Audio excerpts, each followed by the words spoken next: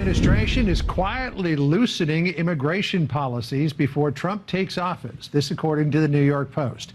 It reports the administration is testing a new app that will allow illegal migrants to bypass in-person check-ins at their local ICE office. Are you familiar that in that report, it revealed that children were pimped out by their aunt, which it turns out the aunt wasn't even related to the child, the so-called aunt. Are you familiar with that story that was in there? There are a number of incidents that are reported in that Florida report. Some of them I can probably recall better than others. Some of them I would challenge and dispute, but that one I don't remember. And do you remember the teenage girl that was in a house with unknown men with no private bedroom for her? Are you familiar with the sponsors that utilize a strip club in Jacksonville as an address for where this child, where a child should be settled? Congressman, as I said, I don't have the information on that Florida grand jury report in front of me. I certainly can go back and take a look at it and try to get back to you.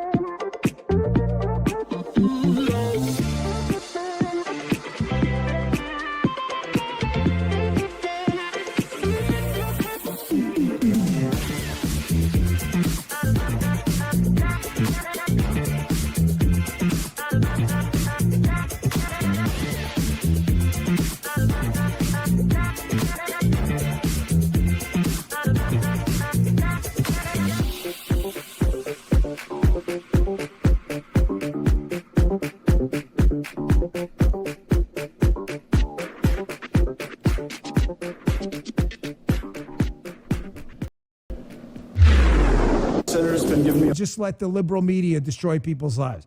That's what happened to Gates, and that's what's happening to Pete, and do not let it happen. You want to hear Nancy Pelosi explain herself, the wrap-up smear? Check this out. It's a self-fulfilling prophecy. You demonize, and then we call it the wrap-up smear. If you want to talk politics, you call it the wrap-up smear. You smear somebody with falsehoods and all the rest, and then you merchandise it. And then you write it, and they'll say, see, it's reported in the press that this, and this. So they have that validation that the press reported the smear, and then it's called the wrap-up smear. Now I'm going to merchandise the press's report on the smear.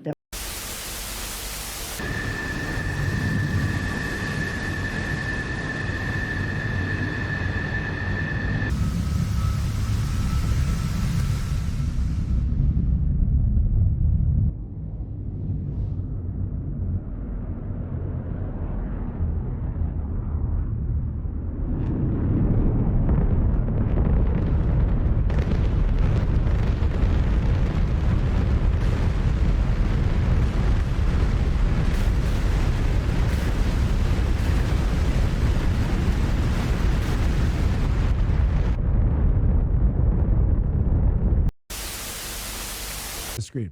First female chief of staff appointed. New York City stopped giving debit cards to illegals. Companies bringing production home already. Stock market peaking out. Bitcoin peaking out. Migrant caravans are breaking up. Qatar kicks out Hamas. Hamas wants an immediate end to the war. The Taliban shit in their pants and say they want a new chapter.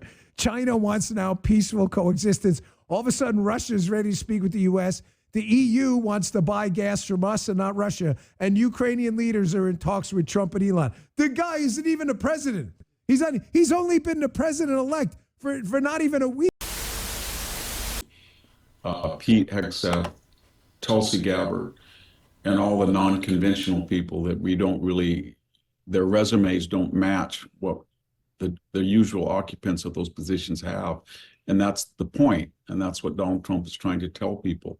He wants people who are non-traditional. They don't have the usual letters after their name or the titles before their name, or they don't revolve to universities or corporations in the Washington, New York nexus between jobs and the government. But they have to be very careful how they vet those people, because they're gonna get the most intense scrutiny. And I think we're going to hear the same type of stories that are going to start to circulate. I don't mean sexual necessarily, but I think when RFK or Tulsi Gabbard go up, they're going to have the same hit machines that will go after them. John Bolton has already gone after her, said she was a veritable Russian asset.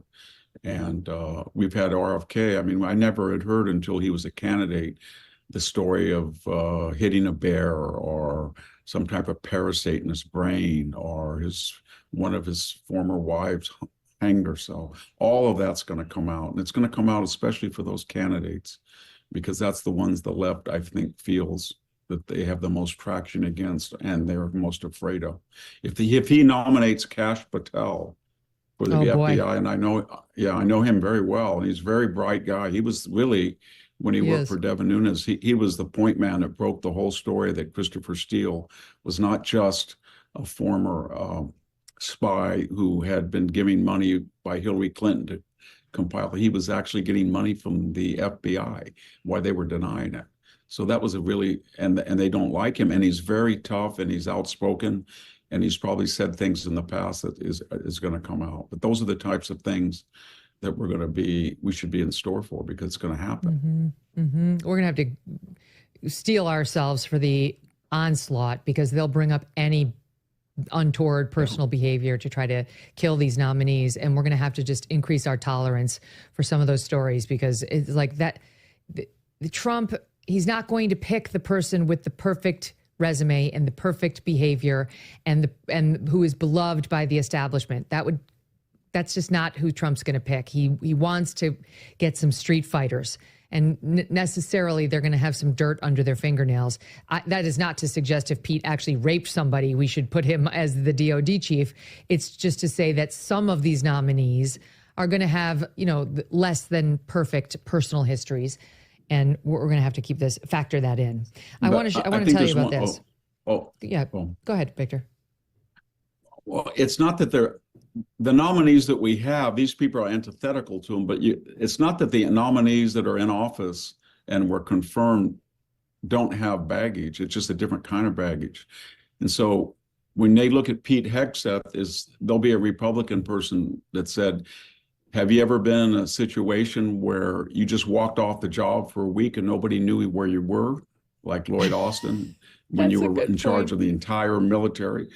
Have you ever been in charge of an operation where you just left town and left all of your equipment in the hands of terrorists, $50 billion? Have you ever had that happen to you? Have you ever set up programs where the merit of placing the shells on the target was not important as the proper gender and race in your unit? Have you ever done that?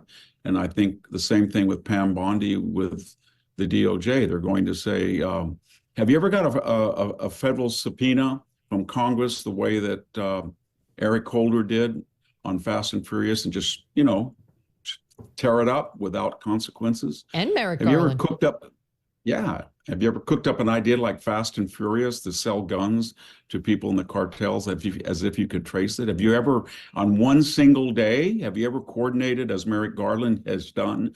You hired Jack Smith on one day, the third person in your DOJ went to work for Alvin Bragg the same day, and the same day the White House counsel was meeting with Nathan Wade in the White House, all coordinating lawfare. Have you ever done that? Have you ever sent the SWAT teams out to people's homes, like, I don't know, Roger Stone or the President of the United States? So they went through Melania's underwear. Have you ever had a law enforcement group go into somebody at 2 a.m, like James O'Keefe in his underwear, looking for acting as a retrieval service for the Biden? The Bidens lose guns, they lose laptops, they lose diaries, and the FBI then goes out and roughs people up to find them. So there's all sorts of stuff that they do. Cocaine.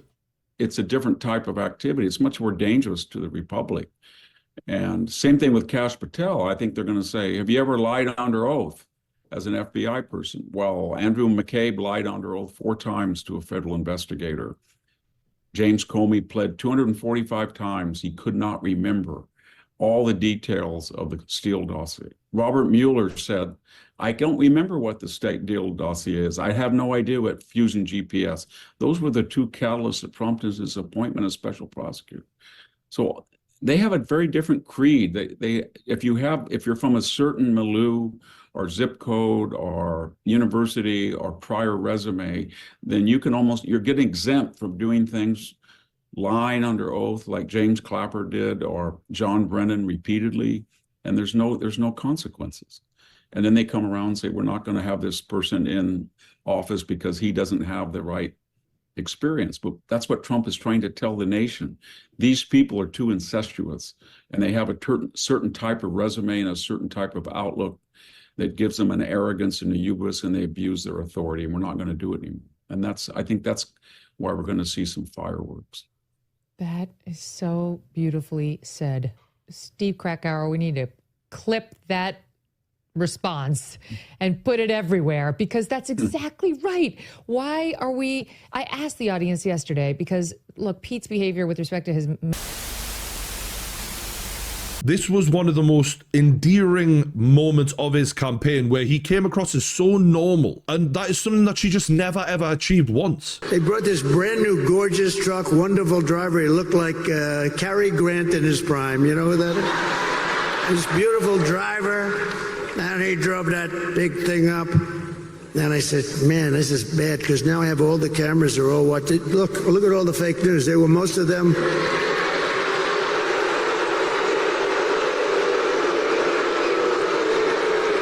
No, most of them, many of them were there. And I'm saying, oh boy, you know, one little mistake with these guys and your political career is over. You can't even. So I said, man, if I don't get up there, this is going to be very embarrassing. These stupid people, they'll say, he's cognitively and physically impaired.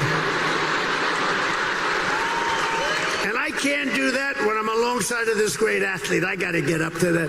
So look, the first stair is like up here. I'm saying, shit.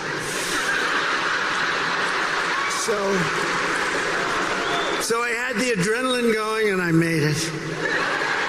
That insecurity that he's letting us in on, of like, fuck, like, I'm going to make a dick out of myself here. Into the arena, and I say, where's my jacket? I want to get out of this stage.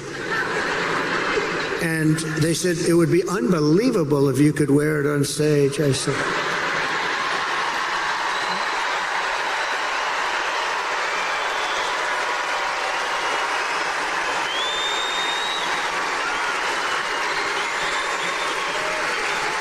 I said, no way.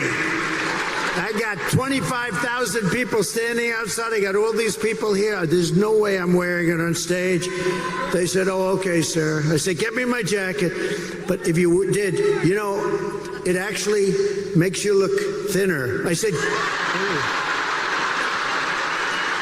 and they got me. I said, I want to wear it on stage.